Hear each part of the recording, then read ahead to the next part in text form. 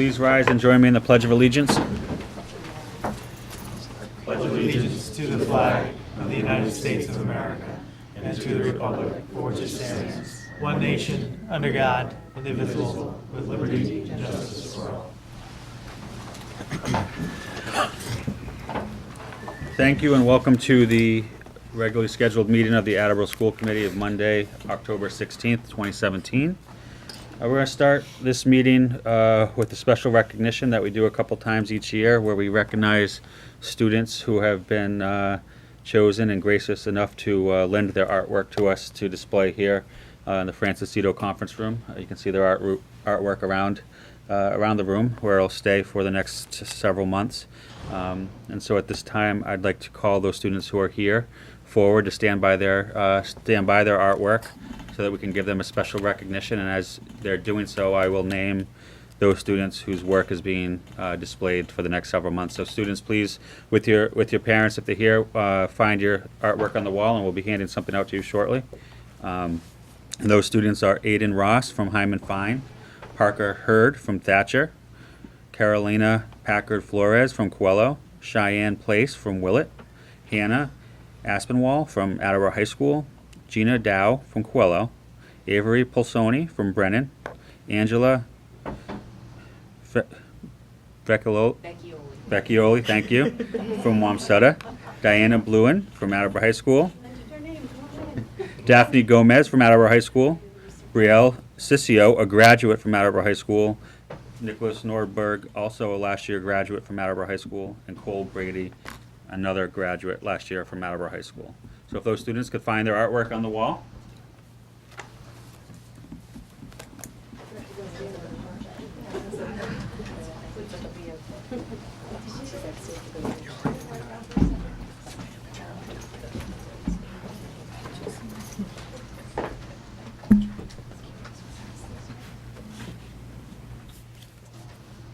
I'll go ahead and read the certificate that each student will be receiving, and then I'll hand them each out, and if they'd like to take pictures, we can do that. The certificate of commendation states the Attleboro School Committee hereby extends its appreciation to the student for contributing to the student artwork display in the Francis Cito Conference Room, for helping to ensure the conference room of the governing body of the Attleboro schools is a welcoming, vibrant, and student-centric atmosphere. The school committee extends its sincerest gratitude. Signed, Stephen K. Withers, Jr., Chairman, School Committee, October 16th, 2017. Thank you.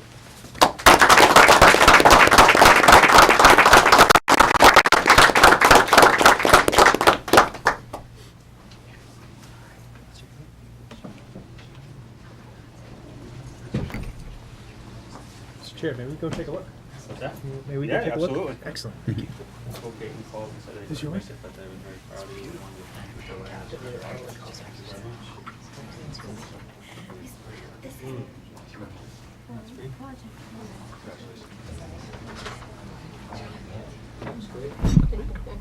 So this is a combination of different pictures?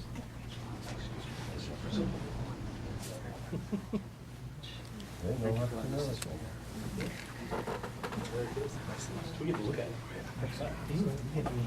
Actual pictures? Yeah.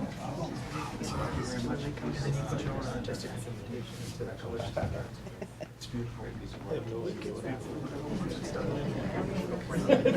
have no ability whatsoever. You're sixth grade now? You want to take pictures?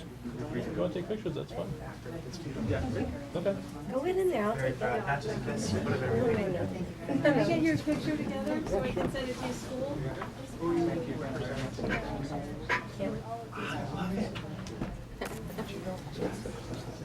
What's that? Thank you. Thank you. Good. Hi, Lori. Hi. Post Thank office. you for doing it. Thank you. No, we love it.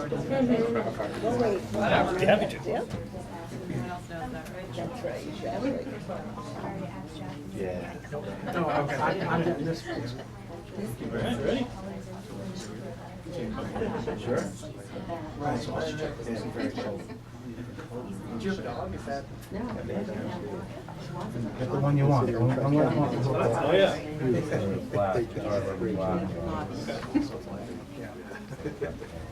All right, I gotta get Mrs. Blue one. I'm gonna get the recipient over here.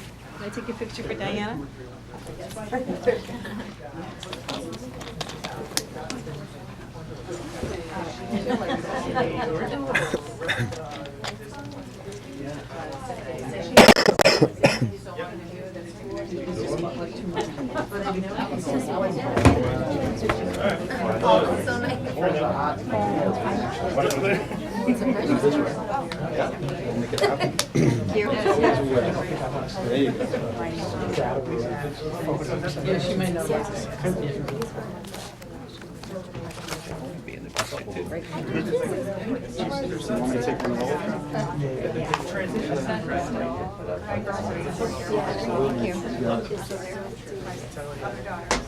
First daughter, second year.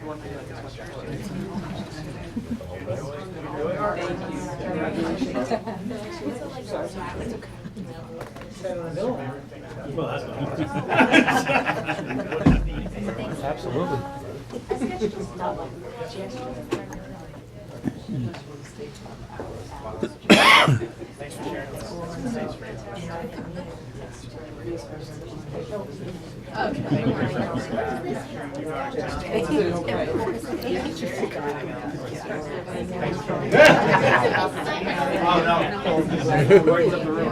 It's bad. It's fishing.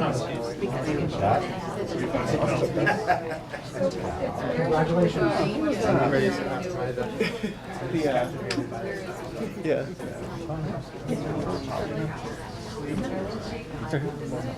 No. The we told the dental nurse it's 7:30. Yeah. Well, thanks for letting us use your art.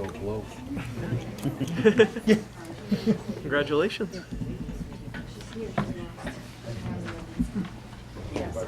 Excited to host Thursday. Tuck it right there. Yeah. Oh, why not? It's quite all right. Oh, we got one more. Gina's here.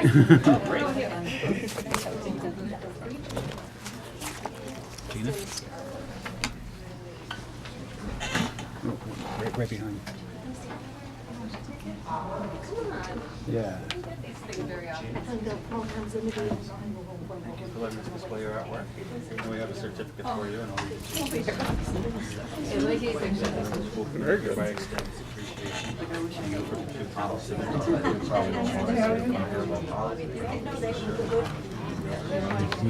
Shorthand.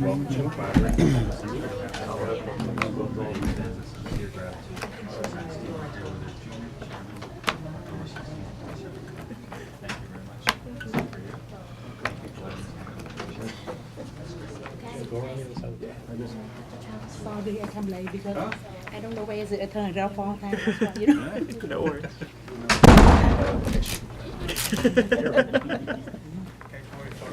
Thanks. All right. Want to get on the other side so I can get your, yeah. There we go. 1, 2, 1, pleasant one. Awesome.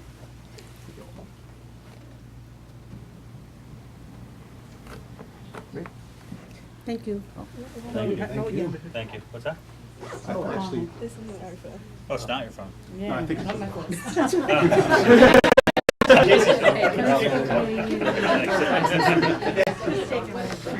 You get a phone. Is it the newest iPhone though? That might be mine. Steve's favorite things. Underneath the chairs, everybody.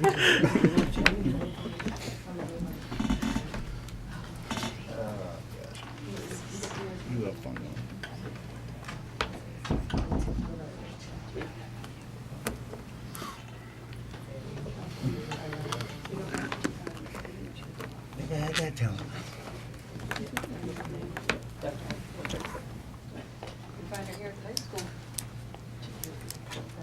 All right, great. Thank you, everyone, and thank you again to our students for their artwork and brightening the mood in this room. So we always look forward to these meetings each year. So thank you again.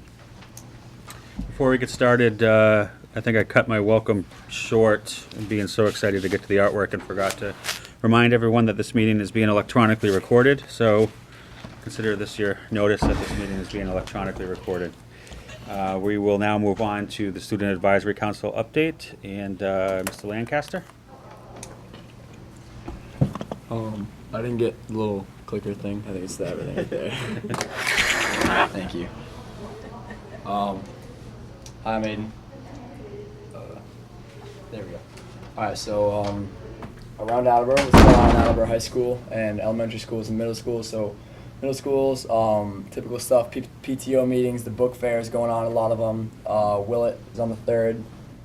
Parent-teacher conferences, there's a half day coming up for them. There's the Harvest Night for Thatcher, and then the Multicultural Night also coming up at Thatcher. And then there's the Pumpkin Glow at Studley, which a lot of the high school students are also participating in. And at Student Council this Thursday, we're actually going to be carving the pumpkins that are going to be presented at Pumpkin Glow, so that's what is going on there. And then there's also the book fair at Studley coming up.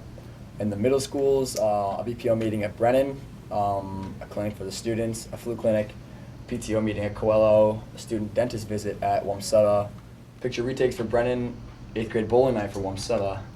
And then at the high school, from the 15th to the 27th, we're having a collection for Puerto Rico relief efforts going on for a good amount of time. Then we have an advisory also coming up.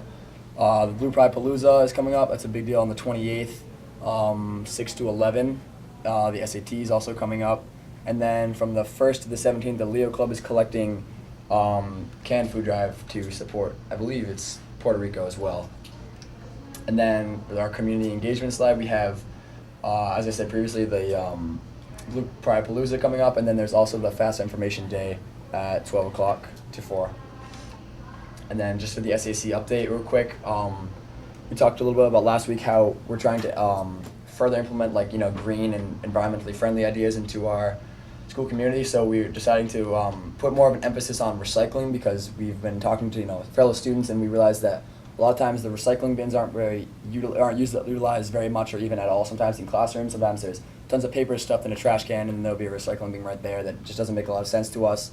One of the students mentioned that they could have sworn that they saw that the recycling at the end of the day was just dumped into the trash, which I don't know how true that is. So I got in touch with one of the administrative figures of the janitorial staff, and he hasn't gotten back to me yet, but we're working on that. And so we're trying to push for recycling, I guess, essentially in the school. And then we're gonna discuss possibly raising money for more kind of advanced features. So we were talking about getting one of those water bottle filling stations to help save water, but then we also realized that we might hopefully be getting a new school coming up, so we want to keep that in mind. We want to spend a lot of money on something if it's going to be replaced with a new high school, so we're trying to find an even balance between those two.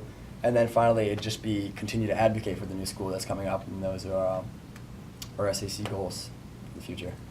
Thank you. Thank you, Ian. Thanks, Aiden. All right, moving on to our business agenda, Project Connect, our spotlight presentation. Kathy Sullivan. Thank you, Chairman Withers. Tonight we welcome Kathy Sullivan, the coordinator from Project Connect, and also Annie Rogers. They're here to share their program with us and to highlight how they support our youngest population of students. Thanks for having us. We appreciate it. Thanks I for love to coming. talk. I love to talk about our program, so I'll not say so much. What'd you do with the clicker? You get to click it back. Oh, sorry. I like the power of the clicker. I'm not really good with these things. First of all, we're known around town as Project Connect, but the Department of Early Education and Care, whose grant we fall under, we're called Coordinated Family and Community Engagement. So CFCE, so if you notice, a lot of times now, anytime I write something, I always write Project Connect CFCE, because that's what we go under. Our mission is to empower parents of young children by enhancing family strengths to ensure school success. We're all about getting them very young, getting parents on board as their child's first teacher, so children have the best chance at school. Our vision is to provide high-quality early educational experiences and coordinated supports and services. We strive to build strong, sustainable community connections for families. that to me is probably the most important thing that we do. One of the moms that was just in here said as she was walking in here, she was thinking, I sat and I talked about Project Connect about 12 years ago to school committee. So she said that's what she was thinking of as she was walking in. Okay, did I do? Okay. I'm going to highlight, we do a lot of things, but I'm going to highlight two of the biggest programs. We do home visiting. We utilize parents as teachers. We've been doing that since the early 90s. It's an evidence-based home visiting model. It goes on the premise that parents are their child's first and most important teacher. Our parent educators all have college degrees, and they're all certified through Parents as Teachers National Center. We've all been certified twice because they've changed the curriculum. The visits promote optimal early development, learning, and the health of young children. Each week or each month, home parent educators bring activities and materials that is meant to promote and enhance a child's development for the age that they're at. The visits aid in school readiness. Children receive, they receive yearly screenings. Unless they're already enrolled in Kennedy Donovan early intervention, each child will get a screening at least once. Visits are held either monthly or bi-monthly depending on the level of need. And they're held in the family's home, or they can be held at the center, but usually they're in the family's home. The other big thing we do is play to learn playgroups. Everything we do is parent-child, so our playgroups aren't kids just running around and parents having coffee. They're all very developmentally appropriate. They're focused. They mimic a very shortened preschool day.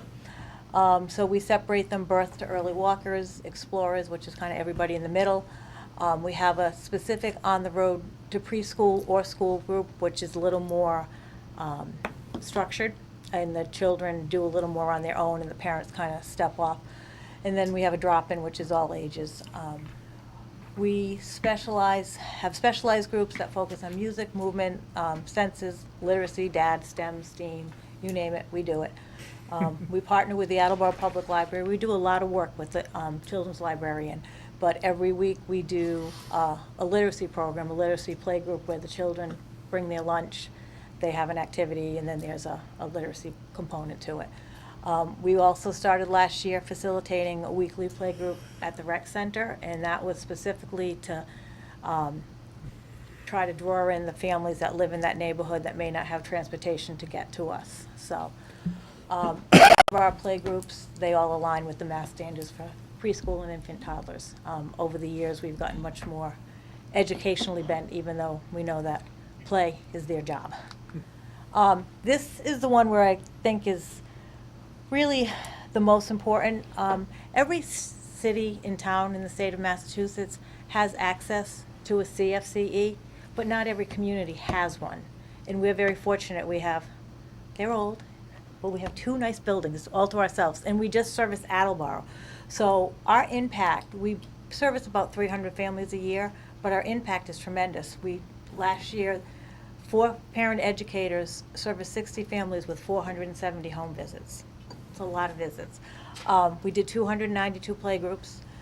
We did 62 workshops and 50 formal referrals. And we refer and do resources on a daily basis, but these are formal referrals to early intervention or to WIC or getting health insurance, that type of stuff. Our families have the opportunity to participate 3, sometimes 4 times a week. So we see them all the time. So any type of parenting question, child development question, they can ask any of the staff. So our workshops aren't as well attended as in the past because they see us so much and we meet them where they're at. And all of the CSE programs subscribe to strengthening families, which means we build protective factors to build strong families, which are parental resilience, social connections, knowledge of parenting and child development, concrete supports in times of need, and the social emotional competence of children. So I just, like I said, I think our impact is the biggest thing we have. Community engagement, we're all about that. We serve as the introduction to the schools, and we all say that proudly. Our we had T-shirts made, and they say Blue Pride starts here. Our Facebook says Blue Pride starts here. So we truly believe we are part of the Attleboro Public Schools, serving the youngest children and families. Project Connect facilitates the Early Childhood Council of Attleboro, which has been in existence since the late 80s. Back actually when my children were very young, I was the chair of it, back in another iteration.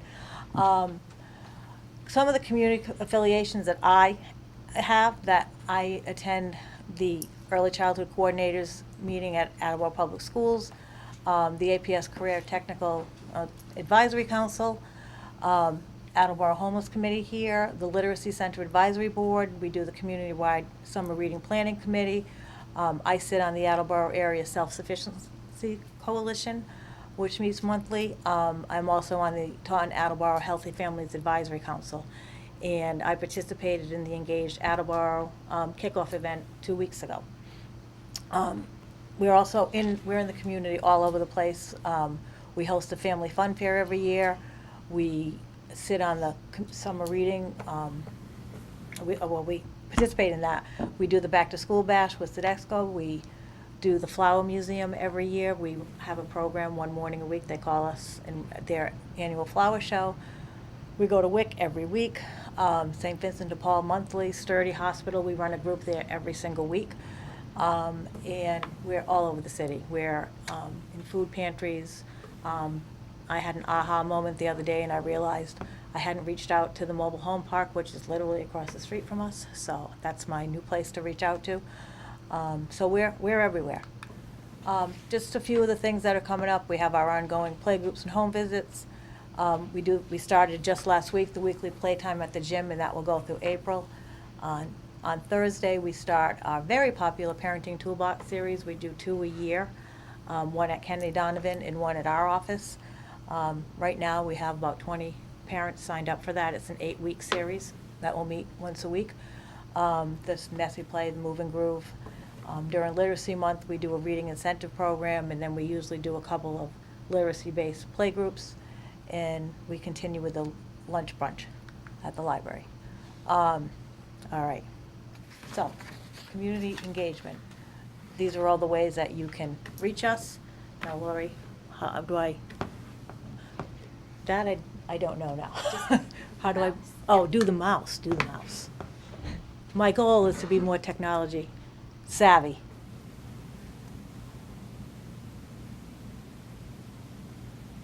Okay. I'm just going to show you a very short video on our Facebook. Oh, the heck, what the heck is this? Do you want to sign into your Can I sign Facebook, in? or- yeah, you should be able to, and then type in the text, I think.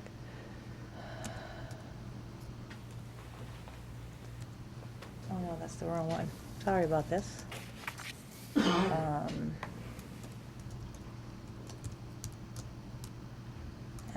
Gmail.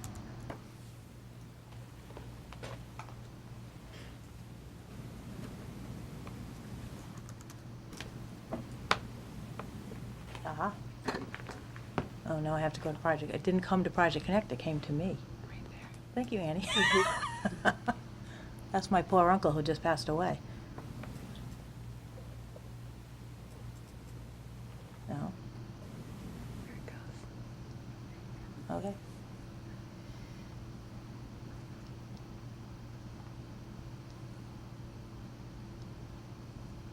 All right.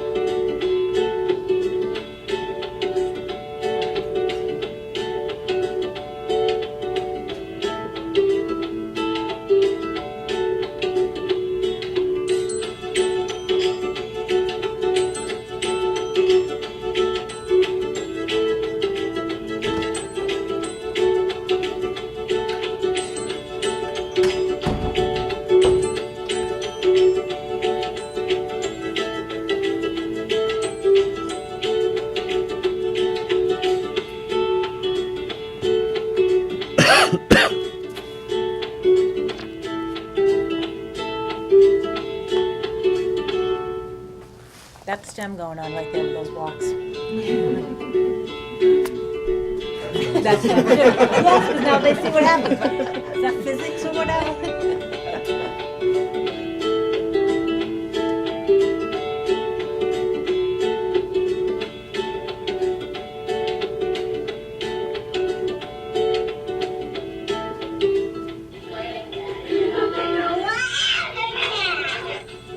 He's saying Africa. His grandfather is stationed in Africa, and so he's sending him a letter. All right. So now, nope. How do I get out? Skip. Escape. Thank you. All right. And then I want to escape here. Right? Okay. There you go. Well, I think that's it, right? Yep. That's it. Great.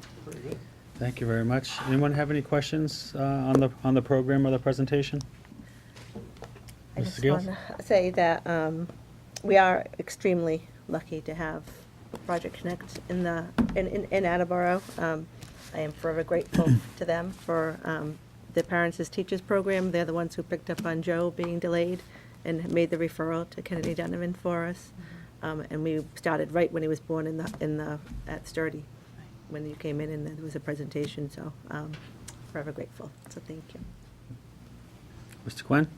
I'm floored by the number of connections you seem to have with the community, and as we have the vision to be the center of a community united around education, I feel like you're a crucial linchpin, and I hope that you'll be participating in the community engagement grant with Nellie Mae, because I feel like you can give us access to so many different groups that I wasn't even aware of. And as a new dad myself, it's really awesome to see what's available for my son. So thank you for all you're doing, and we'll make sure we get over there. Oh, please quickly. do. Thank you. I have my card, so you can reach us. All right. Make sure I get one. Mr. Geddes, did you have something to add? Mr. Quinn stole a lot of what I was going to say. It's exciting to see how well connected you are, especially with other city departments like the Recreation Department. I flipped it over. It was the Recreation Department and the library. Has there been any discussion about including the zoo as well as another partnership? Or? We've tried, the zoo, but it hasn't been as successful, and I don't know if, we've tried to maybe do programs with them, but it hasn't worked, and even in some of the other city things I've done, they haven't shown up. So, Yeah. we can always keep trying. It just hasn't. We work with Oak Knoll. They, The Audubon. yeah. Yep. Yeah, they've been pretty good at coming to our events. Fantastic. Keep up the great work. Thank you. Thank you. Thank you again. Mr. Sawyer here. Ms. Sullivan, I know that you said you were very pleased with the space you have, the space overall. Well, I'm not really that pleased. No, I'm not. But I don't want you to leave with the impression that you're not even more excited at the prospect of coming into the fold and being part of the I am. Attleboro High School project. I am. One thing I need to thank Dave and Lori. I've been here for a long time. And I don't know if the school department really ever knew what we've done or what we do for families in the community. And I've had nothing but support from the two of you. And when they came to me and said they wanted our program to go in the high school, I was so excited. I went to a state meeting and I could not wait to tell EEC that's because their whole thing is they want us, especially with the schools, and some CFCs don't have any relationship with their school department. And I said, they want us to come in. I felt like I hit the lottery, so I really did. So I was very excited. So I am very excited. I like my building, but I'll be much happier to come here. Yeah, I So- mean, that you report that people enjoy your programming but don't necessarily always see the connection between what you do and the Attleboro Public Right. Schools is a missed opportunity that we really wish to address, and we think that by bringing you into central office that we'll be able to do a better job at that. I also think I said to Ms. Sawyer, I think that parents get very nervous about the high school, no matter whether it's going to be new, old, or whatever. And I think my son came to kindergarten here. They went to the CTE program. So I've been coming here since my kids were very small. So it was never scary to me or my children. So I think having this program here will go a long way in that, helping that. So. Thank you. Thank you again. Did you have something to say, Mrs. Regan? Yes, we also invited Miss Rogers to come tonight, and I know she had prepared something to say, so I didn't want her to leave without sharing. Well, I get to share my experience as a parent, so I took a few notes. It looks like a lot, but the impact of Project Connect has been huge for me and my family. We moved here. Sorry, I knew I was going to do this. We moved here from Oregon about 4 years ago, and we didn't know a soul here. And I was alone with my 2-year-old at home, going crazy. So I sat down at the computer, I Googled toddler playgroups and found Project Connect. And what I thought was going to be sipping coffee while my kid played turned out to be much, much more. We attended weekly playgroups. I took the parenting classes offered, all the stuff up there we took full advantage of because they were free. Childcare was included, and it made it really easy for us to go. We immediately made friends. We were welcomed by all the ladies who worked there. And I became a better, more prepared and confident parent because of that. We opted not to send my 3-year-old and 4-year-old to preschool. We chose Project Connect as our preschool experience. And I was grateful to be a part of that experience with her. And I wouldn't have been able to do it without Project Connect. Now, today, I am a program assistant there, and I get to continue with the playgroups without my daughter, who's started kindergarten at Thatcher, and I loved immediately that Project Connect was a part of the school district. First of all, I thought that was really impressive. It was going to be a learning experience, not just playing, although playing is learning with these kids, but I continue to have a very supportive network of friends all of whom I met at Project Connect. So I'm grateful for what they've done for me. And I think I speak for a lot of parents there, truly. So. Thank you very much. That's a very powerful example in history, and I appreciate you being willing to share it with us. So thank you. Thanks. Thank you. I will leave these if anybody wants, has how to get in touch with us on Twitter and Facebook, and then my email's on the back. Great. Okay. Thank you. Thank you. Thank you for having us. We appreciate it.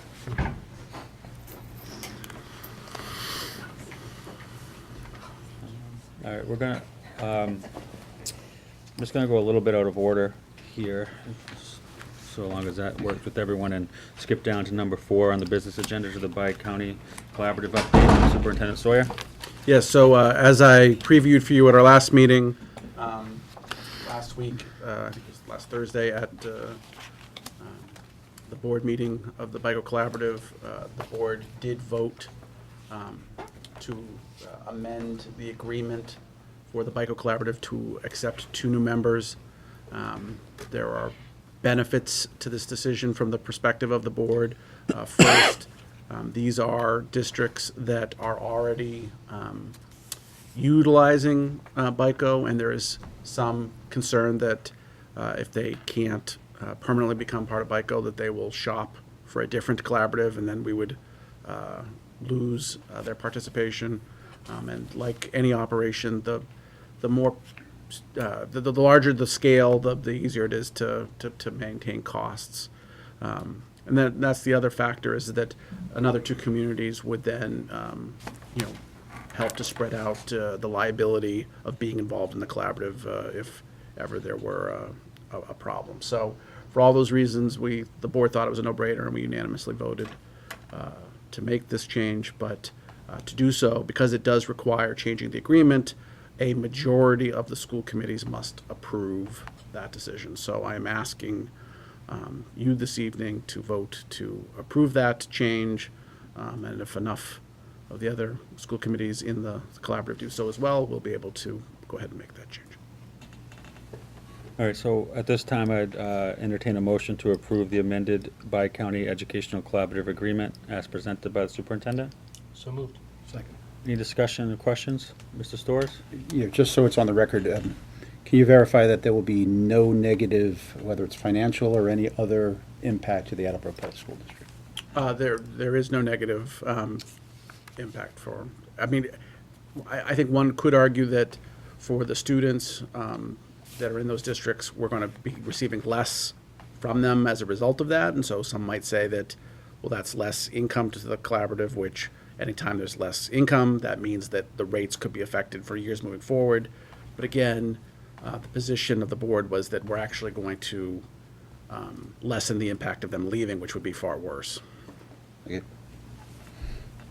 Anyone else that see another hand? No? All right. All those in favor? Aye. Opposed? I'm going to abstain. All right. Motion passes. Thank you. Yep.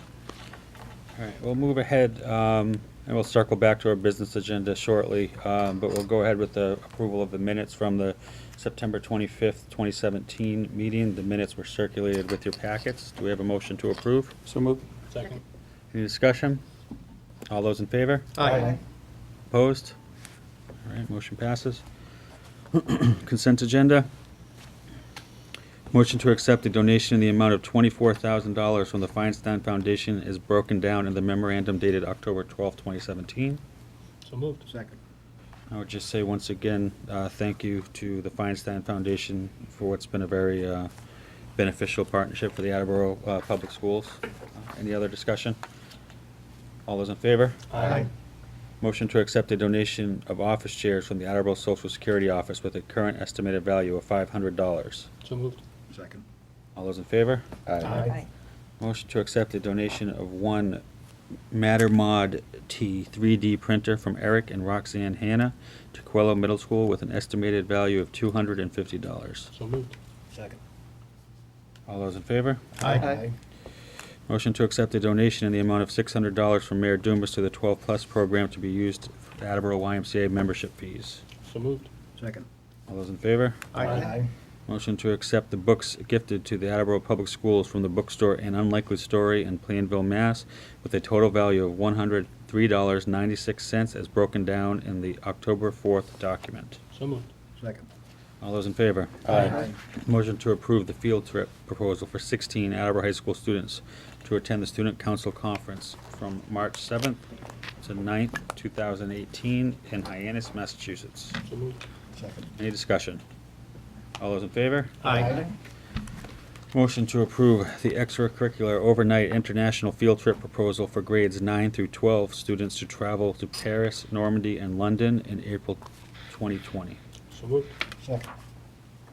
Any discussion? All those in favor? Aye. That concludes the consent agenda.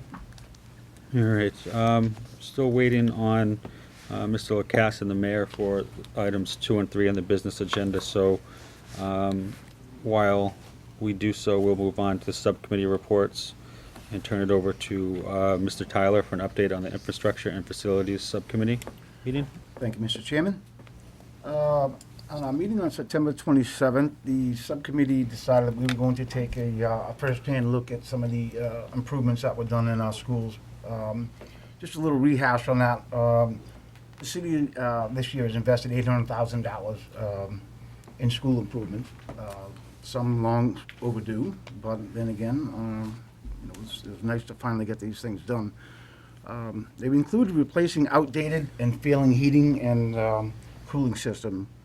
These systems were replaced with new energy-efficient systems that potentially, I think the cost savings could be about $120,000 a year.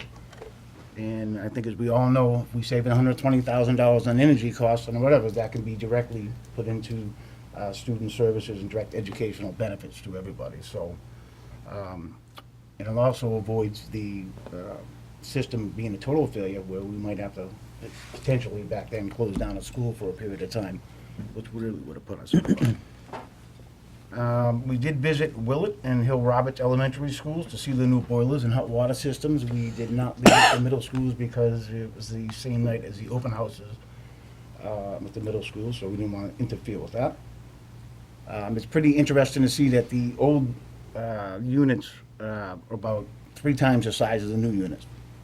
And yet the new units are like 90% energy efficient. So it's just, the way they've come in efficiency with these units is mind-boggling. You went from these huge units to these very small units with very simple piping. It's amazing. They've come a long way. Long way. I think one thing we wanted to add that Jason had told us too is currently we were spending about $10,000 a year just in tubing and general maintenance to some of these boilers that were replaced. So, and these things have been on the list for quite some time for the city. So $10,000 a year adds up to a lot of money.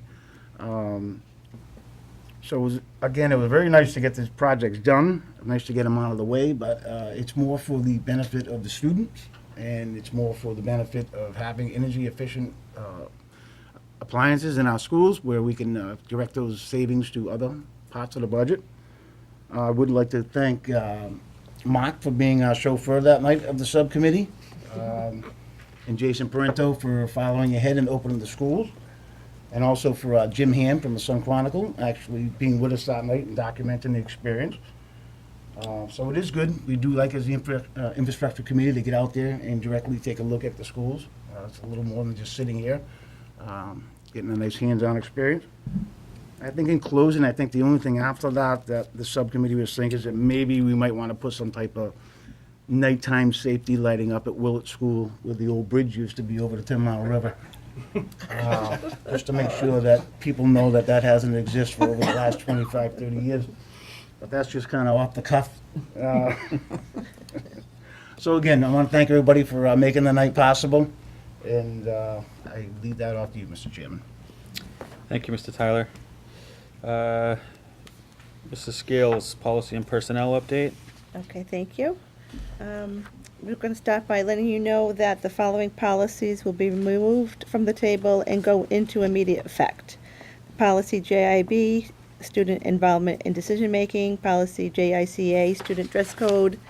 JICF, gang activities, secret societies. JICFA, prohibition of hazing.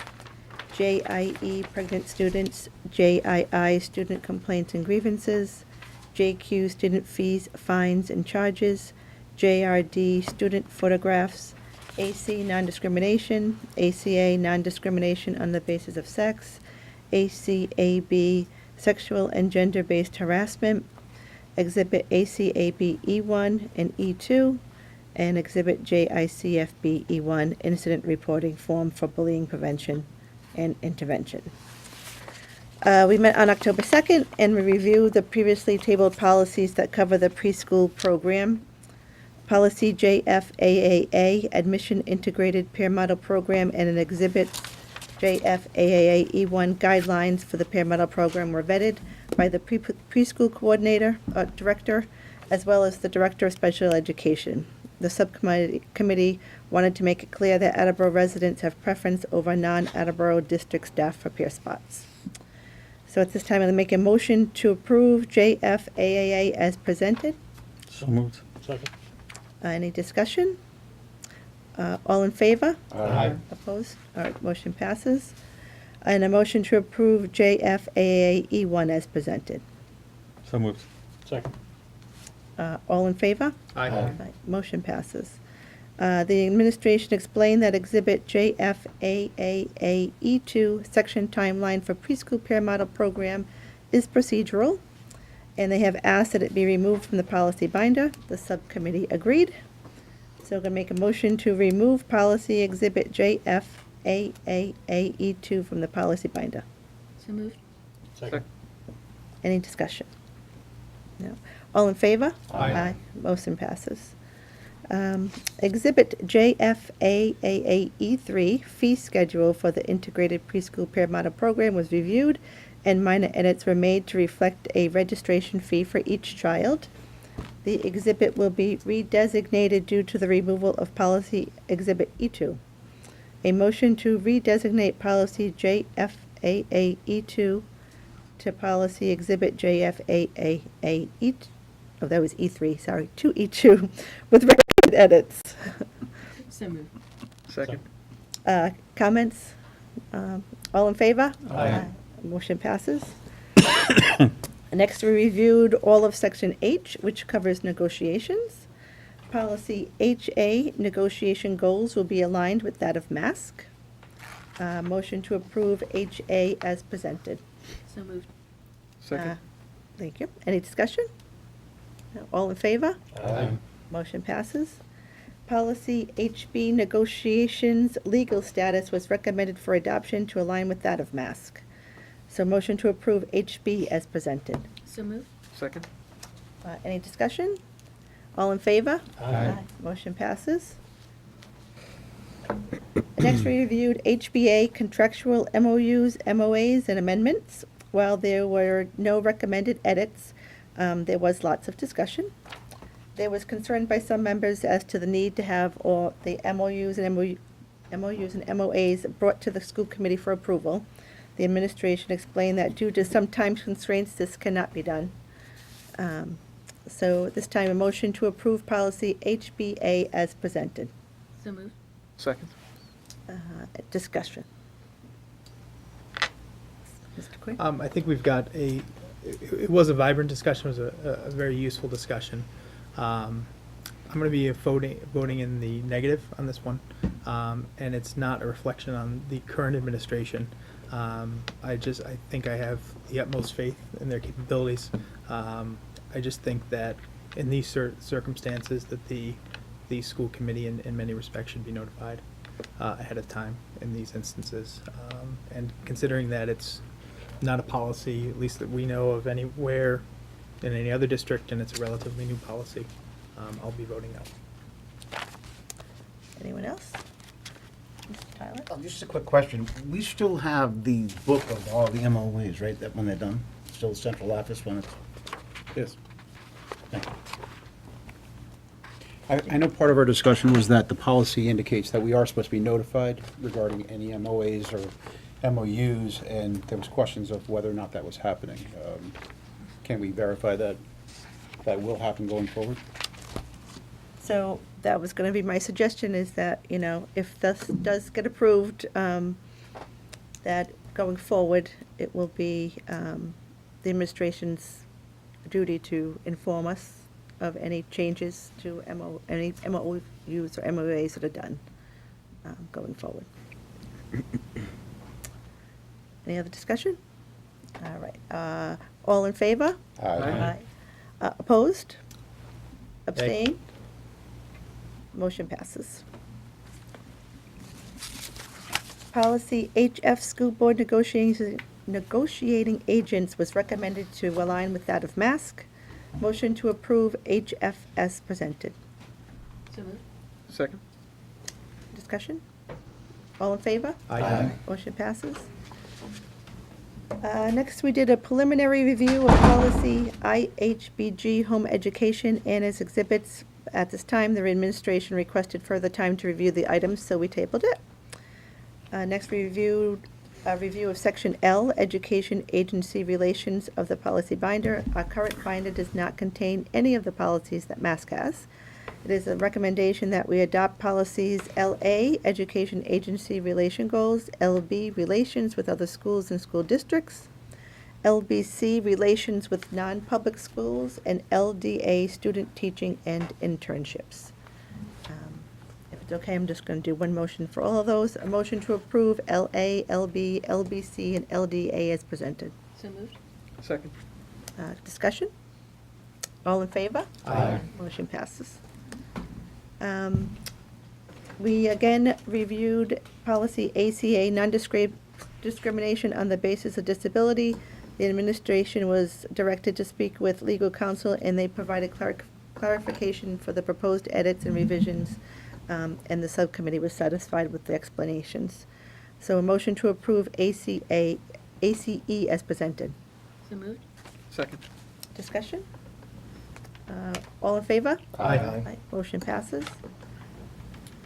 Policy Exhibit JICFE1, hazing, was reviewed by legal counsel and is being recommended for adoption. So a motion to approve JICFAE1 as presented. So moved.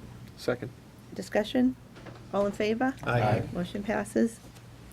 And lastly, policy JLD guidance program was reviewed by the guidance coordinator and is being recommended for adoption. Motion to approve JLD as presented. So moved. Second? Discussion? All in favor? Aye. Motion passes. Next meeting is scheduled for December 4th.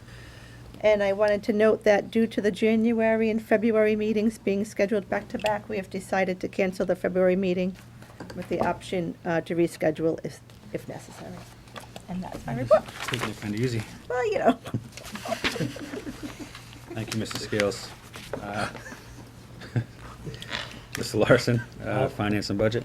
I'll be slightly briefer. Finance and Budget Subcommittee met October 4th. Mr. Furtado took us through the monthly budget numbers, made us aware of a couple of issues that we need to monitor. One in the retirement expense, we had budgeted approximately $60,000. The estimate came in at about $135,000, so that's going to be a challenge going forward. But we'll continue to monitor that as it goes through. We also had an MSBA update on the new high school for the committee to review and ask questions. We also had a discussion similar to that one at the infrastructure meeting, committee meeting.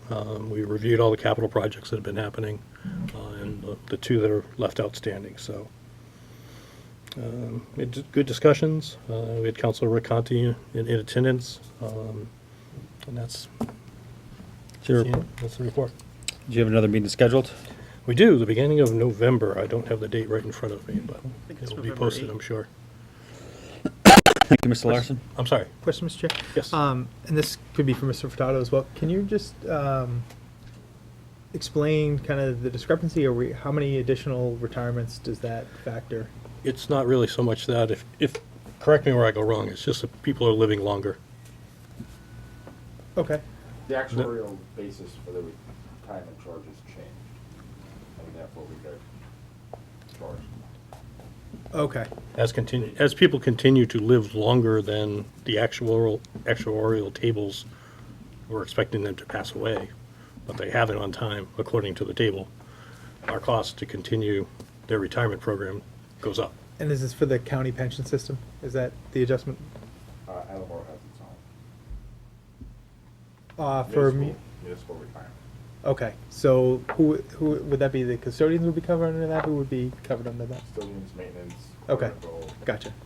Paraprofessionals. Okay. I didn't know what was the cause of that increase, and just thank you for People clarifying. living longer.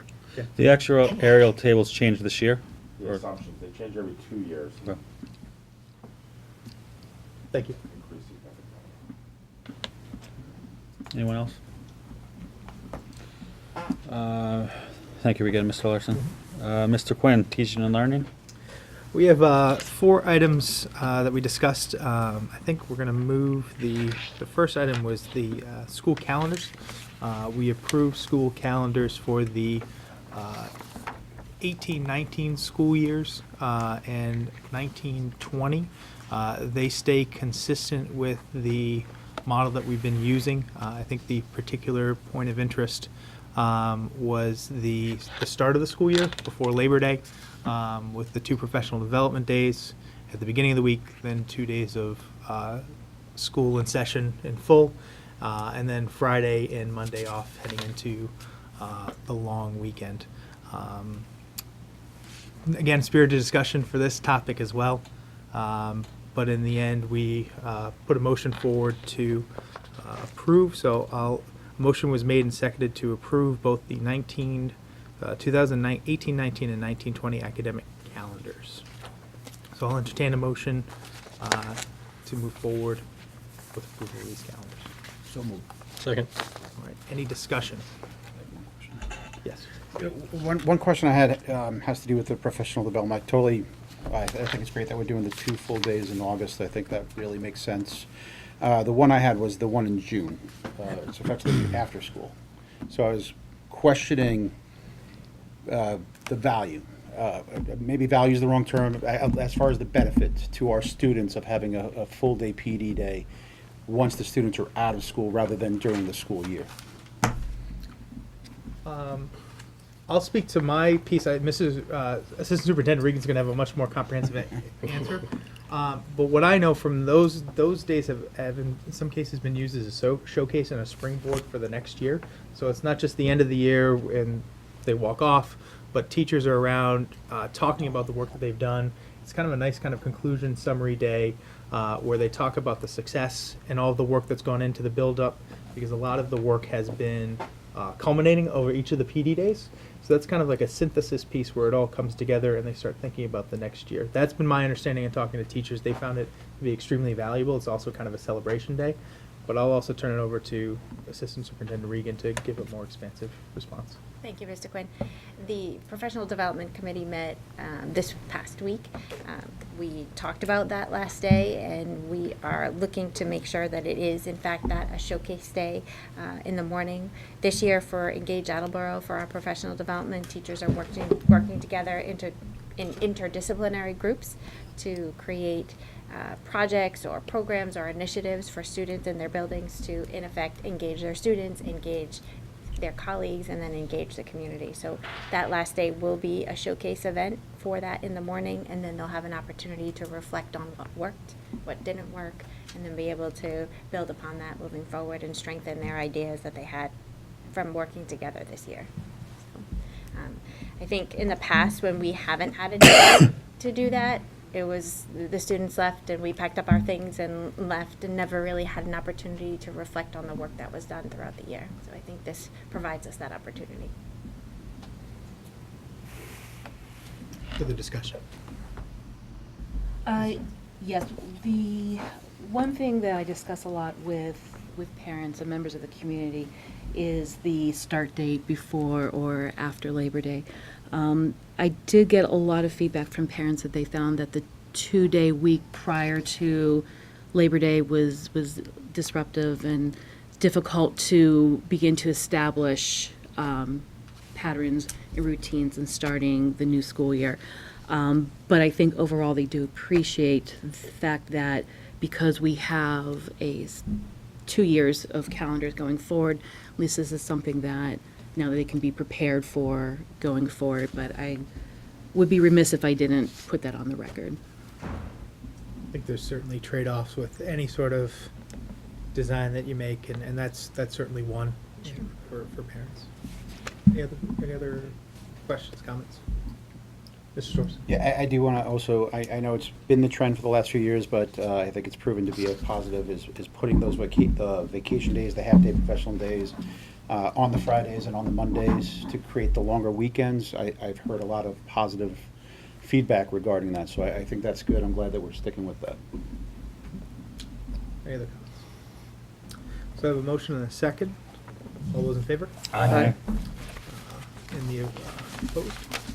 Abstentions? All right, motion passes. Remaining of the agenda, so one topic that we tackled. Sorry. Is everything all set? Okay.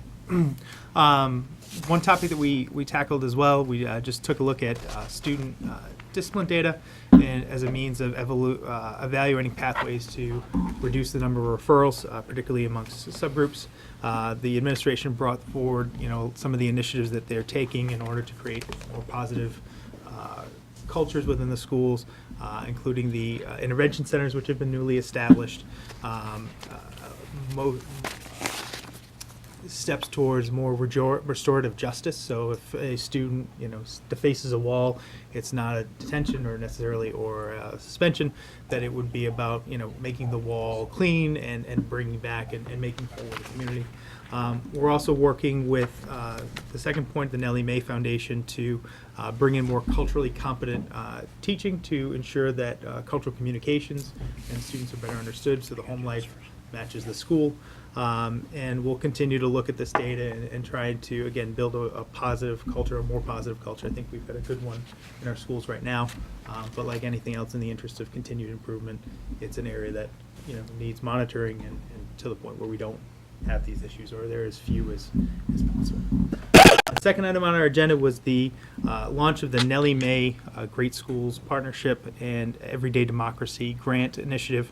We had our kickoff event. Unfortunately, I couldn't attend on October 5th.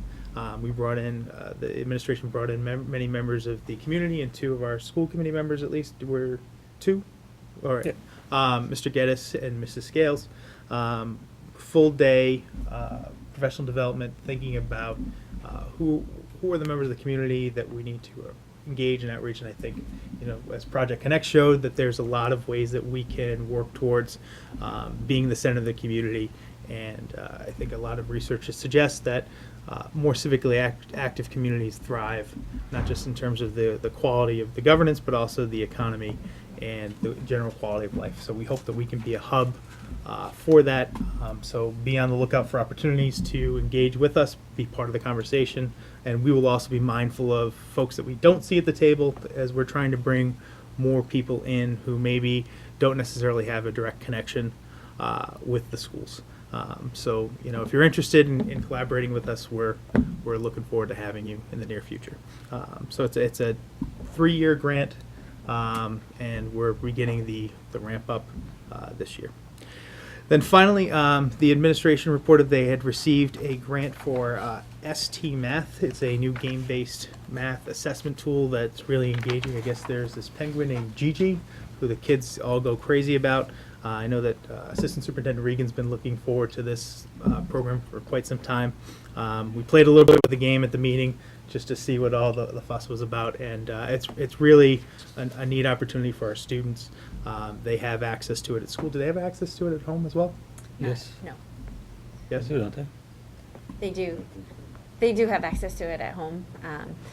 We do want to allow them to be able to play Yep. with it at home, but we want to make We'll sure work it that it's out. a school Yep. event. So again, it's sorry to jump the gun there a little bit, but we just got so excited, and we just know how much the kids enjoy it, and it's a nice way to teach mathematic concepts in a way that's engaging to them and relevant to them. And that the next meeting will be in December. Mr. Larson, I don't have the date in front of me, but we will convene once again in December. That concludes my report. Thank you, Mr. Quinn. All right, we'll move on to open forum. Is there anyone who would like to address the committee at open forum? Okay, that'll close open forum.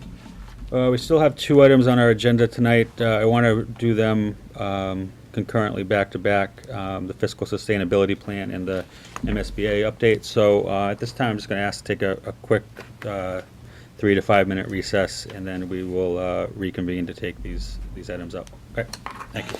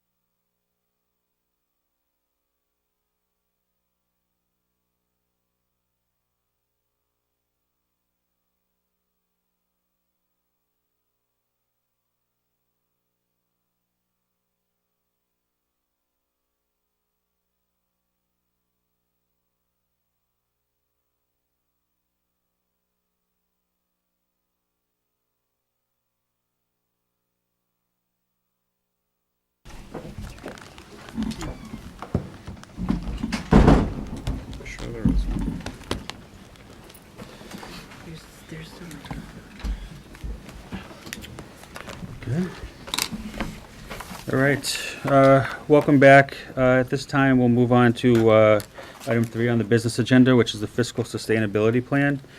This plan came about, has been in discussion since the spring of 16, the budget for the fiscal year 17 school budget crisis, so to speak.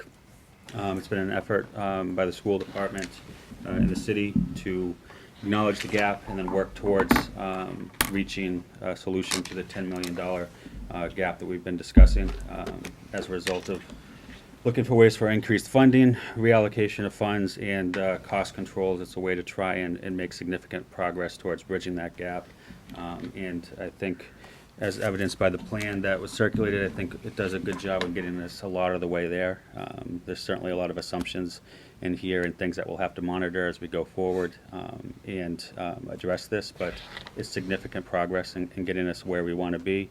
And at this time, I'll turn it over to the two administrations to discuss and start with Mayor Dumas. Sure. Thank you, Mr. Chairman, and good evening, everyone. It's nice to be here this evening. And I just want to be able to first publicly thank Chairman Withers and also certainly our Superintendent, Mark Furtado, and with Lori for working with us in order to comprehensively pull together a 5-year sustainability plan. And that's something that hasn't been done before. And so that we felt it was really important to get together as a group, as a large department of the city, and working in conjunction with me and Mr. Lacasse on the city side, in order to really be able to pull together the necessary tools in the toolbox, so to say, in order for us to be able to work towards the common goals of what we have for the city and the schools and its partnership of providing education for over 6,000 students that we're responsible for. And understanding the fact there's a pie. The pie is only so large. And we're looking at how do we constantly be able to look at investing within ourselves, reallocating resources in order to be able to handle all pieces of the 24 departments that make up that pie, because we all provide something that's very vital. And everybody that's as part of that process, and the superintendent has done a fantastic job over his tenure thus far in making tremendous inroads with all of the other city departments. He participates in department head meetings, and to be able to understand that we're all in this together, and that's part of what we do for this plan. So that's being able to be a part of that process is incredible. Also, the fact of the bargaining process. We talk about sustainability, and we have to make sure, certainly, that our expenses are in line with our revenues, and certainly be able to look long term at what is our comprehensive goals that we put together with the school unions and all of the city unions, that we have to be able to make sure that we're in line with what our expectations are. So it's been a pleasure working with the school administration to be able to accomplish that. And the city is constantly looking at that. We're ongoing as we speak, as well as what we still have to do remaining for our goals and objectives in bargaining on the school unions. But it's the first time ever that it's been a comprehensive vision to say we need to make sure that we're in line where it relates to our contracts and what we're providing on both sides of the ledger. And if we can do that together, then we're in a place where we can be able to realign resources into operating dollars to go towards the educational needs that you have set as your goals and objectives in order to be able to hit those. In addition to making additional commitments in dollars that go towards the schools, which Mr. Lacasse has worked on comprehensively with Mark Furtado and with the school administration, to be able to make sure that we can hit those. The most important thing, too, is that with any type of plan such as this, we used expectations that are conservative, because I can't determine, neither can Mr. Lacasse or neither can Superintendent Sawyer, to say the state's going to be providing X, Y, and Z in dollars for Chapter 70, in dollars as it relates to municipal aid in general.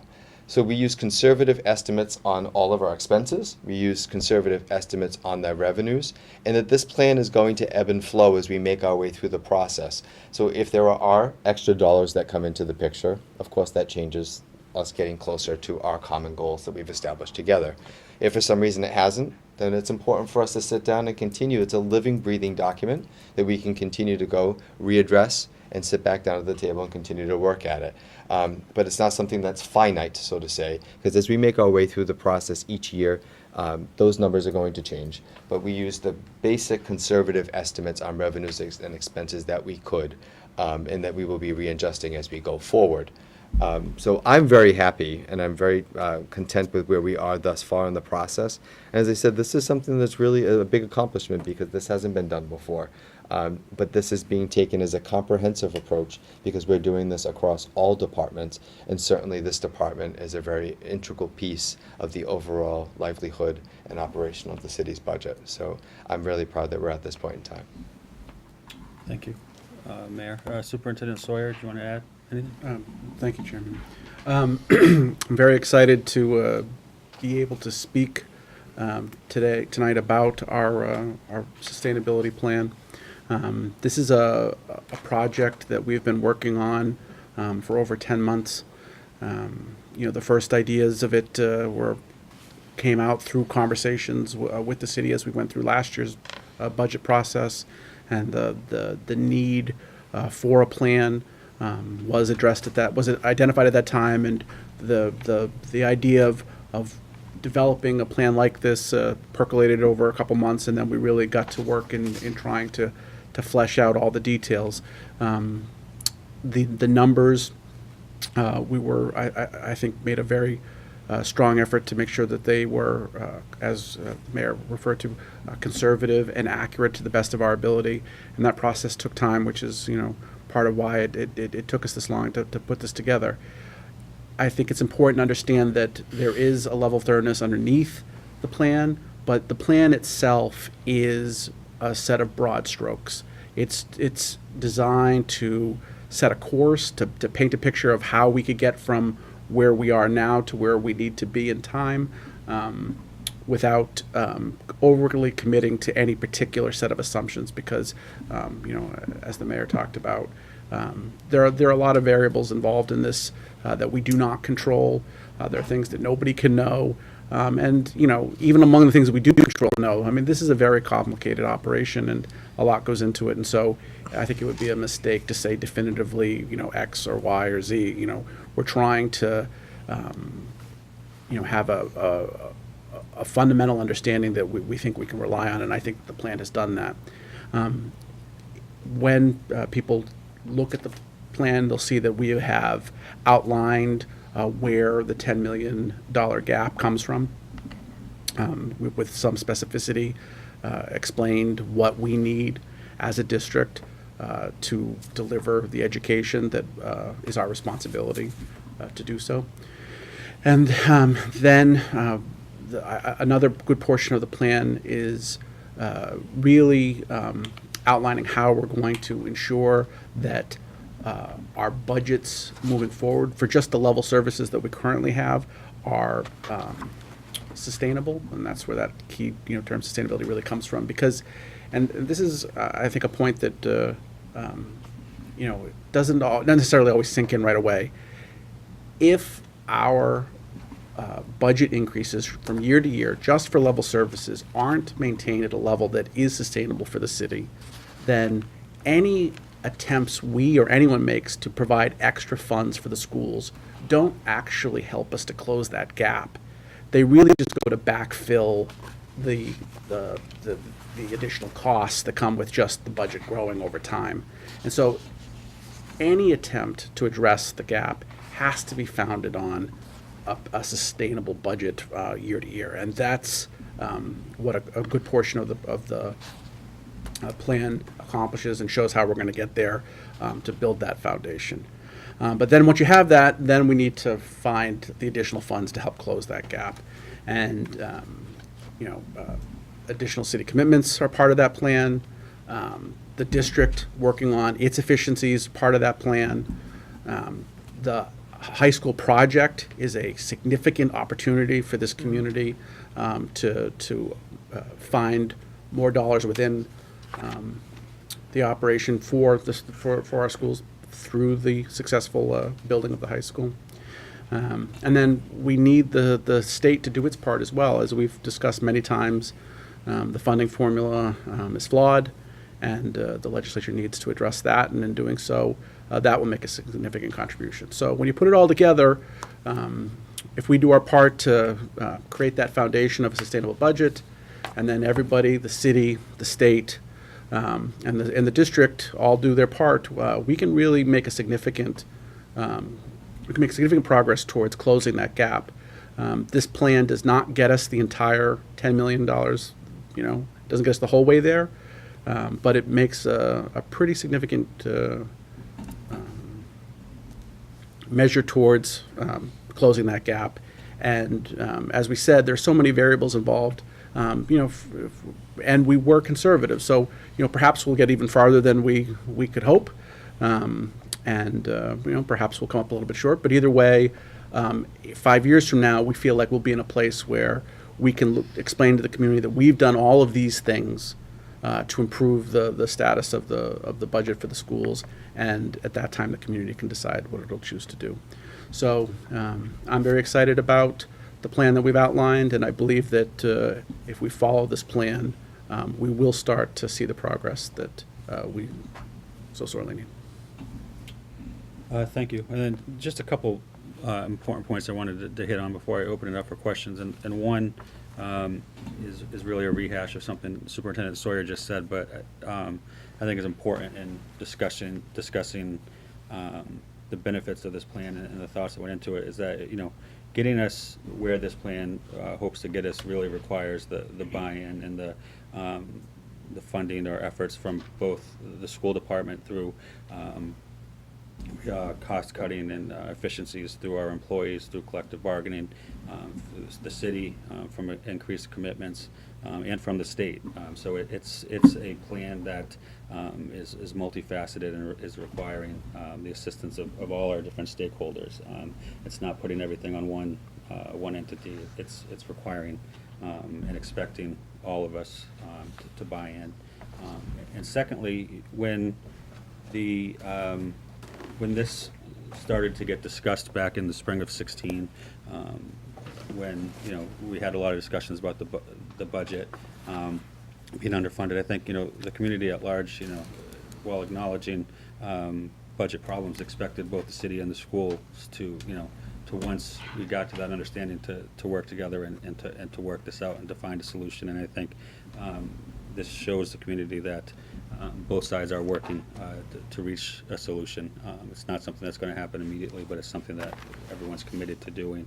And I think in our positions, we owe the community that, and I think this is a way to show them that we take that seriously. So with all that being said, I'll open it up to questions if anyone has any. Mr. Kittis? Thank you, Mayor Dumas, Mr. Lacasse, for joining us tonight. I think it's very appropriate that we're talking about bridging a budgetary gap, but I think this effort is a significant step towards bridging a gap between the perceived difference or the perceived separation between schools and city side. So I want to thank all of you for that effort as well. In a few different places in the plan, it references the commitment to replace inefficient capital items. Mr. Tyler, during his report, talked about boilers, HVAC systems that have already been replaced.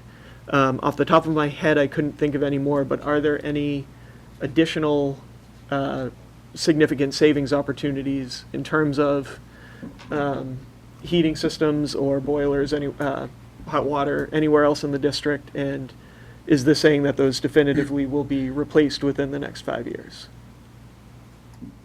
So the most obvious place is the high school itself. Right? Yeah, So- I was taking that out of Yeah. the high school being again the biggest question mark. So of the other 8 main buildings that we operate. We have significant cooling systems at Thatcher, the middle schools that are long in the tooth. The hot water boilers were replaced at Vernon and Wamsutta, but not the main boilers. So there are still major projects that would have to be looked at over the course of what this study looks at. And so is this, so I guess the second half to that is this committing that within the next 5 years, those will be replaced as well, or? Well, that's not a part of this plan, so Okay. that's something that certainly I'm not prepared to talk to you about this evening. Okay. I can tell you certainly that we appropriated over $1.1 million in all of the capital items that we did last fall and that you're wrapping up now. And that what I can tell you is that all the capital improvement plan that we have for the entire city, made up of every single department and their needed items, is ranked, and for the things that we feel are the most pressing at that time, then those are the things that we will continue to fund, whether it's paid for by cash or whether we'll need a bond authorization that will continue to, I'm not going to say that all of those things are done within a 60-month period, but certainly as we continue to work in our partnership with the schools, that there will be continued projects that we will do that are outside the scope of this plan. And when they are realized, of course, there'll be a savings.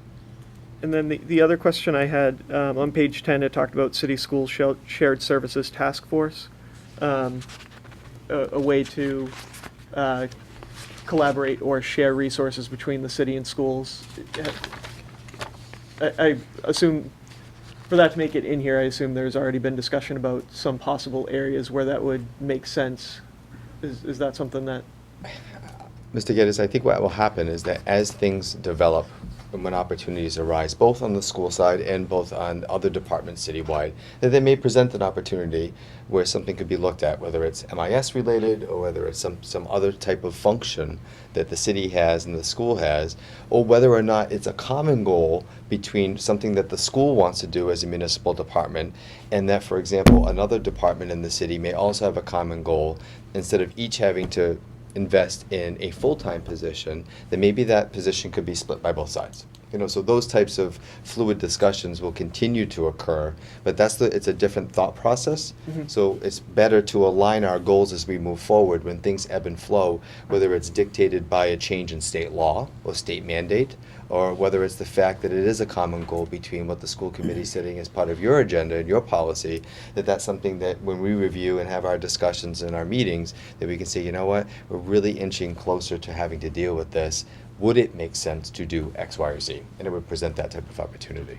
Excellent. Yeah, I would say that there are no dollars associated with that initiative because there isn't something that we have in mind. Right. But we should be open to that idea moving forward and find potential areas of savings that we can't currently anticipate. Right. I just didn't know if there was already some possible areas that were being considered for that, and that's why the task force was created. That was the only reason. No, so it would just be something that we feel is important, ongoing, that we want to continue to have that dialogue that could possibly present an opportunity to save dollars.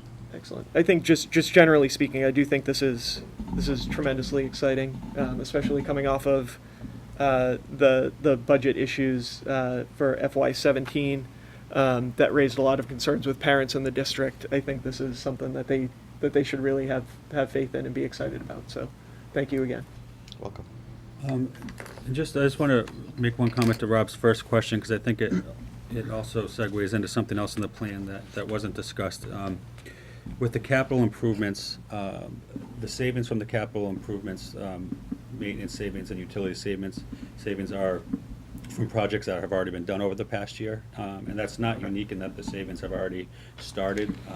That collective bargaining has already started, and some of the savings have already been recouped. So what started as a $10 million gap, as you'll see on the last page, is now already been reduced to about 9.3. Progress has been made, as you know. We've been working on this as we've been putting the plan together, so it's a moving target. But the capital improvements, specifically, the savings are from work that's already been done. And there are other things in the plan that are mentioned that have already been done, and the savings have started to come in. Excellent. Thank you. Mr. Storrs? A couple of questions, if I may. First, in section 2, I know it talks about the $1 million above net school spending. I remember that was a few years back with the hotel and the restaurant tax. And I know you had indicated at the time that as long as you were where you are, we would always be getting that, the school district. But that would indicate that there's a possibility of that going away. Is that true? That this doesn't mean it's a guarantee. It's something that you've been dedicated That's to. something that I personally will guarantee Right. you, but I can't be able to predict or be able to hold another mayor's feet or another city council to the fire. Right. I just want to make sure that was understood, because right now, that $1 million is very important to us. In some of the other sections, it talked about school facilities. It talked about selling excess school property. So I understand the process would be that once we felt that we no longer needed a facility, we would vote it back, and then from there, the decision would be made what to do with it. If a facility was sold off, as the wording was in here, would there be any discussion about profits of that possibly being split or possibly coming back to the schools in any way? And that's part of this plan, and so what we collectively tried to think of a way to be able to secure those funds and to set them aside, and what we propose is to be able to have a special purpose stabilization fund that would be established so that all 100% of the proceeds would go into that, and that once, how it works is that once something is sold, when we close the fund balance out at the end of the year, those dollars that would be associated with that sale of city property would then be later, once certified as available for appropriation, we would then isolate those to a special purpose stabilization fund for the schools. That's amazing. And so that way, you would have it available to be able to go through long-term and to draw down upon, and that's why those dollars are talked about and referenced inside the plan. That's great. And the last question, along the lines of, it was under the Attleboro High School project, talked about sale of surplus properties. So what are we talking about with the high school? That's the same thing. So if I may, with the sale of the high school, programs from Network, for instance, would move into the new high school. The old high school can be sold. I understand. With BICO moving, it can be sold.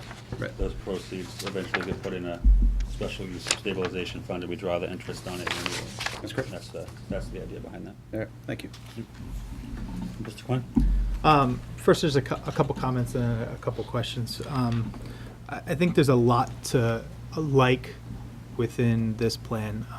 Particularly what stands out is the continued commitment to the existing funding, the $1 million from the meals tax, half the levy. But then two items which the municipal government is under no obligation to provide to the schools. When we sell the building, it is city property.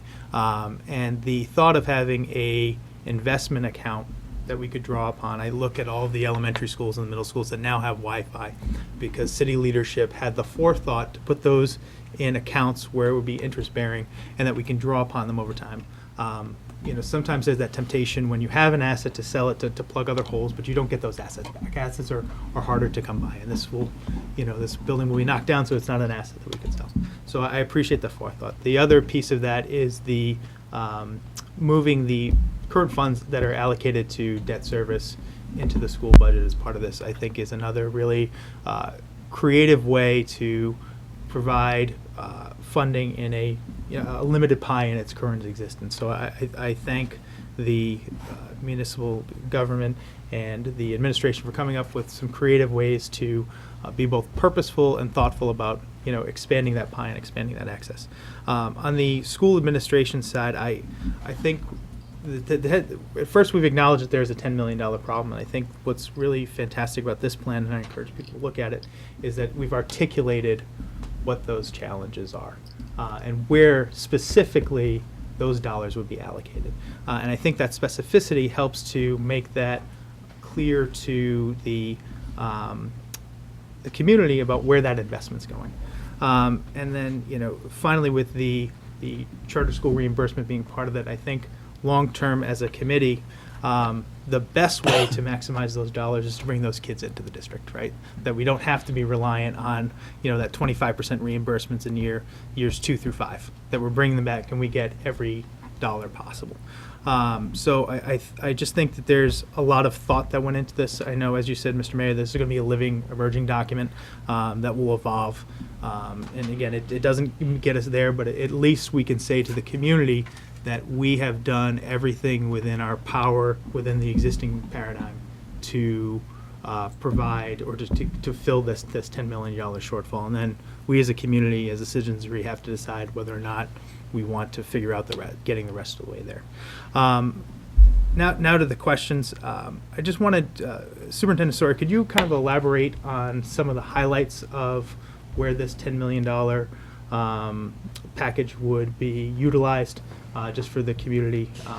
There's some things that really jump out at me, being in education, particularly our shortfalls on paraprofessionals and kindergarten classes and the lack of guidance counselors at some of our most vulnerable students in middle school. Sure. So, first and foremost, class sizes. We have targets that are age appropriate, that these funds would help us to bring in the teachers we need to get to those classroom targets. We also would be bringing in increased specials to diversify the curriculum, to create the kinds of schedules that we think will benefit both the students, but also the teachers who have to serve the students.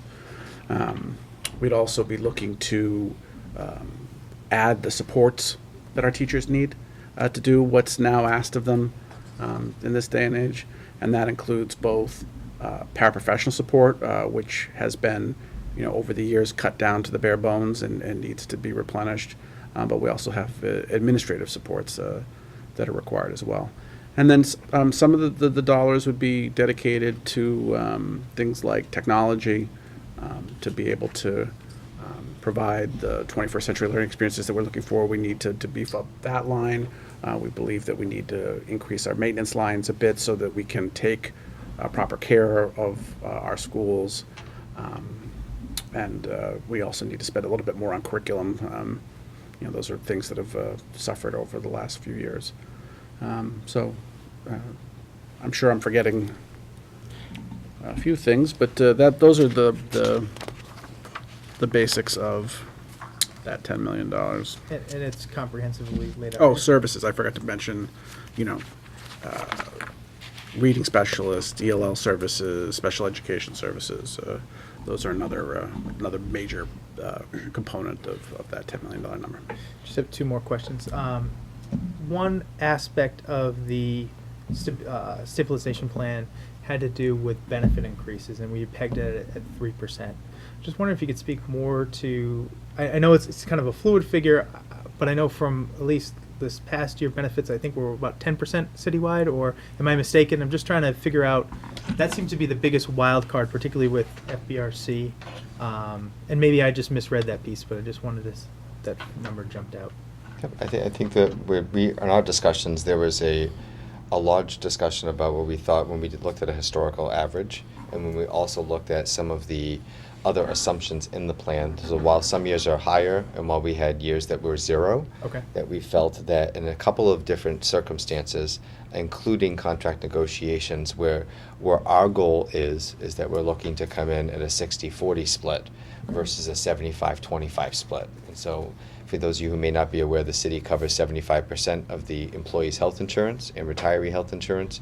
And what we would be looking for is that for new employees coming in, not proposed for employees who are currently enrolled in the district and in all other city departments, those people would stay at 75-25. But that the new employees, what our goal is to get that amount down from 75% down to 60% for new employees who join us after a certain date. That will help us then begin the shift of every new person coming into the city of Attleboro and enrolling in its health insurance plan will have a significant savings. And those savings would start day one every single time we have a new employee, which is absolutely crucial to the overall plan. So as our workforce continues to age or people take on other opportunities outside of Attleboro, it will provide the opportunity instantly when you backfill for that position. You're at 60-40, not 75-25. Thank you. And the final question, Mr. Furtado, one of the big components of the stabilization plan had to do with the CTE program and increased opportunities there. Can you speak a little bit to how much of a shift that we would need in terms of student enrollment in order to hit that, I think it was 1.25 figure, or what that would include? I believe that was based on 400. So 400 additional enrollees. the high school has currently operating on a goal of getting the number of students in our CT programs up to 50%. So that figure represents meeting that goal, which really would be the additional 4 programs that are included in the educational program for the new high school. So if we add those programs and if we work on maximizing the available seats in our current CT programs that we already have, we would get to that figure. Thank you. Thank you, Mr. Chairman. You asked a question, Mr. Storrs, then Mr. Geddes. Yeah, actually, follow up. My question was going to be around the CT as well. So, with the new high school, can you speak to what are the new CT programs that we're looking to bring in, and what are the expectations with that in relation to what we are currently not serving in district? So, in the educational program that the school committee has approved, We included 4 new programs. They are, let's see if I can do this right off the top of my head, dentistry, dental assisting is what it's called, cosmetology, robotics, HVAC. I was going to get better, you guys know. Before I even got there to them. And it's safe to say we're currently sending students out of district for all 4 of those programs, correct? Correct. I believe cosmetology is the largest program that we don't offer in terms of enrollment of our students. Yes. HVAC may be second. Yeah, they're both. You know, I'm not sure that we'll ever get to a situation where we have 0 students going to Tri-County for various hosts of reasons, but every time we open a popular program, that cuts into the number of kids who go, and we definitely think that that will help. But honestly, the work that we've done already has cut the number of tuitions down pretty dramatically. I mean, what? Over the past 18 months, is $200,000. And the reason why I feel it's important to bring up, please correct me if I'm wrong, the cost for us to send a student out of district is actually more than we were actually receiving. Is that correct? It was, but in the agreement that we reached with Tri-County, we've addressed that. Right. So recent change. Yes. Mr. Geddes. Going back to Mr. Sawyer's initial point about this does take into account a lot of variables that we don't necessarily have direct control over. As a matter of perspective, this plan gets us to over 7.5, by my math, $7.625 million of that $10 million. And of that 7.6 plus, we're talking about almost over $5.7 million coming from the RISE Act and the AHS project. And although this committee cannot make that impact, and this task force cannot make that impact, that is something that the voters of Attleboro can absolutely impact. So I think it's important for the community to know that voting positively for the AHS project in the spring will be significant. I know we've already mentioned that, but I don't think it can be understated by any means or overstated by any means. But also making sure that the state legislators know to support the RISE Act. So getting in touch with Rep. Perot, Rep. Poirier, Senator Ross, and the other guy that gets chosen tomorrow afternoon to make sure that they are in support of it, because more than half of this plan is based on just those 2 items. So they badly need to be passed as soon as possible. Thank you. And I think that's, you know, as we talked about the high school project, you know, one thing I've consistently said is that, you know, the ability to create a fiscal sustainability plan is dependent on the passage of the new high school. And I think this, you know, your point illustrates why. The savings from that plan make up a major portion of this, and without those savings, we won't be able to make the progress that we really hope to be able to make. Mr. Larson? Yeah, I mean, I really appreciate the plan, and I think, you know, what's in the plan is very exciting. One of the concerns I have, and I think everyone around the table knows what the RISE Act is, but can one of you gentlemen just give the community an idea of what the RISE Act is and the significance of, if this plan is truly going to be a success, it needs the RISE Act to happen.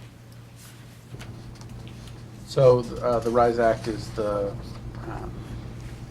attempt to address the funding formula problems that have been identified, and that, you know, I think everyone agrees something has to be done. The problem is that, you know, if you accept the conclusions of the what was the name of the group, Mayor? Foundation Budget Review Commission, FBRC.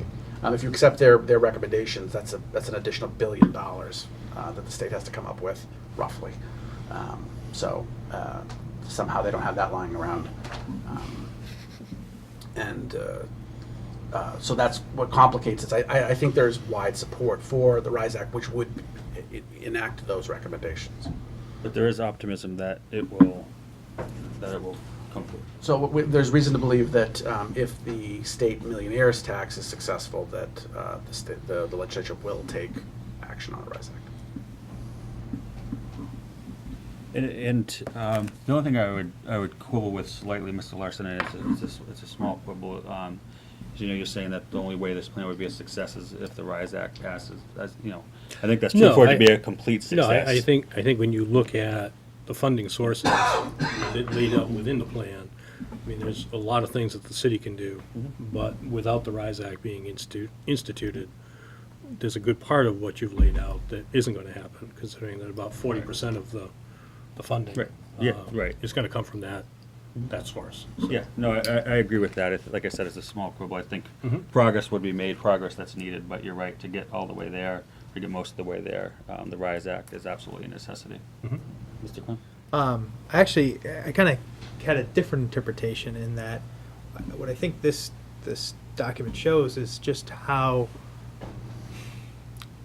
little the city can do. Like, the city is maxing out within the current constraints, right? Absolutely. That the fact that we're reliant predominantly on this, the reformulation of the income tax structure and then the passage of, or the adoption of FBRC, just shows how much the school department and the municipal government has tried to find creative ways within the current 2.5 system to meet these needs. And I think, at a certain extent, we're kind of shaking the couch cushions here to try to find every last dime. I do think there's a larger conversation. Particularly, my concern is that some of the in the efforts to be conservative, do we still fall short of that, even with everything that we're trying to do? I think it's a much larger conversation for the community about what kind of school system do you want, and then how do we find funds. But I think we can look ourselves in the mirror and say, we've tried to identify every source, both internal and external, within the current structure to be able to fund what's necessary. So I think that's what this positive step forward is, but we also have to be mindful about the bigger picture ahead. Any other questions, comments? Mr. Storrs? Yeah, one part about this plan I thought that it's important to mention is a lot of it is contingent on the new high school happening. I think that's important because, to me, this statement right here, a new high school will decrease costs, increase funding, allow the district to bring several programs back into the building, which will free the city to sell several properties. That is, you can't speak to that more. It's very important to making this happen. So I know there's a lot of work between now and next year to hopefully to make that a possibility. But the report just emphasized to me how important this is. Mr. Chairman, if I may? Yes. And thank you, Mr. Storrs, because I think that's a really important point of the plan, but also of the strategic mission of the schools in the city, is the fact that we're not just looking at this as an independent document. How does this impact for all city services? We're talking about sustainable salaries. So we're looking for people who are coming in, there's a new salary plan that's associated with the new employee. We're looking at long-term sustainability on health insurance, getting off of 75-25, going down to 60-40. We're looking at being able, how can we maximize the new building and to be able to free up other spaces, as you had stated. It's all in, and again, also to Mr. Quinn's point, what are we doing with the dollars and where can we associate things where they're really going to be best? So in the end, we're looking at the taxpayer and say, listen, we're in this together, and we have done everything that relates to the municipal government, and how are we looking long-term at strategies that we're using our dollars effectively, and we're aligned at the hip together in what our goals are. So comprehensively looking at that, say, and this is the best, versus not doing the school, having a problem where you have a facility that now is still aging, is still having problems, and now you're on the hook for 100% of it without 50% state reimbursement. And what does that do long-term for the goals of the district and providing a 21st century education, right? So collectively together, all of these points are very important as we continue to move forward. We get this election out of the way in November, and we need to be able to be focused on what we're telling all of these groups in literally a concerted effort to be able to say, listen, these are all the steps that we're taking. This is what it's going to take. There isn't another choice in this. But also to the different groups, it's going to mean different things to different people. So someone who's an aging older person in Attleboro versus a newer family who's going to be, having children that matriculate through the system, those needs are going to be very different. So we'll also be focused on, when we are explaining the project to all the different demographics of Attleboro, and what are the things that we can come up with the city to try to help or offset the increase for older adults who want to stay in their home. So there's still that next level of what we have to do, but we're going to be doing that in concert together, because that's the only way I do believe that we will get to a yes, at least 50.1% of what we'll need. But we don't want to just be 50.1. We want to get as much community support to say, listen, this is how we can do it, and this is how we can do it together. And if we try to be able to address all of the major issues of this capital campaign that's going to be needed, then I'm convinced that we can make it to a yes. Thank you. Thank you, Mayor. Any other questions or comments? All right, then, at this point, I think, I'd just be looking for a motion to endorse the plan set forth in the Attleboro Public Schools 5-year financial path forward fiscal years 2019-23. So moved. Second. Any discussion? All those in favor? Aye. Anyone opposed? All right, great. Thank you. And thank you, Mr. LaCasse and Mayor, for Thank you very your much. work on this. All right. Oh, and likewise, thank you to the district. Appreciate it. Last item that's on the agenda is the MSBA AHS project update. There's not necessarily that much to update this week, but I did want to keep it together, kind of just for what Mr. Storrs just said more eloquently than I could, which is, how tied in the two issues are, and how vital the high school project is to the operating budget of the Attleboro Public Schools. At the last school building committee meeting, as you've probably seen in the paper, the school building committee did vote to go forward with the construction manager at risk model, as opposed to the build, bid, design, bid, build. So we'll be going forward with the construction manager at risk. There was an article in the paper this last Saturday, just kind of discussing the logistics for how it works if the vote on the 6th, and then if the vote were not to pass, whether or not we could go forward with a second chance, so to speak, with the new plan. I know that there's been discussion in the public questioning that, so I think that did a nice job of laying forward the idea that if we don't do our job and this doesn't pass, we can't then go forward with a different plan to try and get it approved by the MSBA in short order. So this really is a one shot at the apple attempt to really do this right. And because of that, I know the administration, the school building committee, the political action committees for the Vote Yes campaign have been working hard to try and get community support, get the message out to the community. And the political action committee will be at Brennan Middle School tomorrow night, PTO, and Willett Elementary School on Thursday.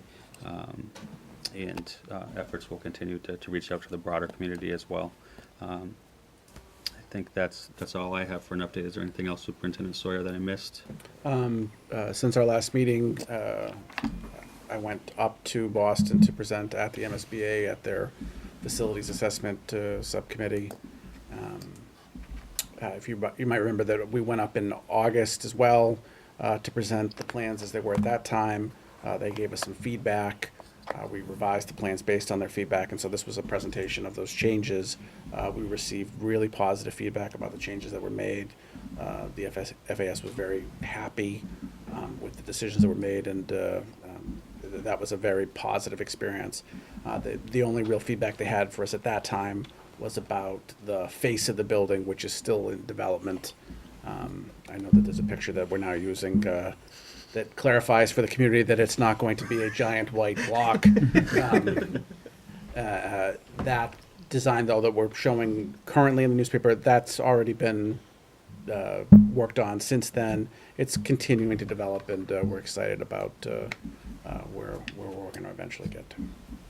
And there is a school building committee meeting in this room on Wednesday at 5:30 for anyone who's interested and wants to stop by. But that's it as far as MSBA update for this week. I'll have more, I'm sure, at the next meeting. Any other new business? Motion to adjourn. So moved.